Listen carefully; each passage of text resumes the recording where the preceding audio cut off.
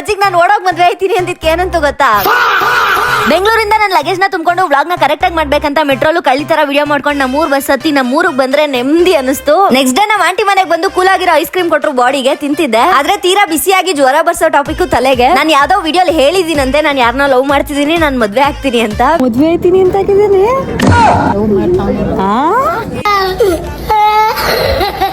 ನಮ್ಮ ಅಜ್ಜಿ ನನ್ ವಿಡಿಯೋಸ್ ನೋಡಲ್ಲ ಅಲ್ವಾ, ಅದಕ್ಕೆ ಬಂದು ನನ್ನ ಕೇಳ್ತೈತೆ. ನಾನು ಅವತ್ತೇ ಹೇಳಿದ್ದೆ ಯಾರೋ ಸುಳ್ಳು ಹೇಳೋರೆ ಕಣಜಿ, ಆತರ ಎಂತದ್ದು ಇಲ್ಲ ಅಂತ. ಅವತ್ತು ಅದನ್ನೇ ಒಂಚೂರು ತಲೆಲಿ ಇಟ್ಕೊಂಡು ಹೆಂಗ್ ರಿಯಾಕ್ಟ್ ಮಾಡ್ಬೋದು ಅಂತ ಹೇಳಿದ್ರೆ, ನಾನು ಓಡೋಗ್ ಮದ್ವೆ ಐತಿ.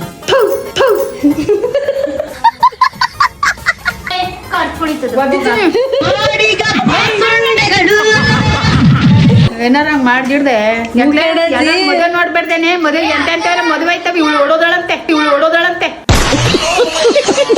ಅಮ್ಮಗಳು ಲವ್ ಮಾಡ್ತಾಳ ಕಣಮ್ಮ, ಕೋಟ ಹಾಕಾಳೆ ಮದುವೆ ಮಾಡ್ಕೊಂಡಾಳಂತೆ ಅಂದ.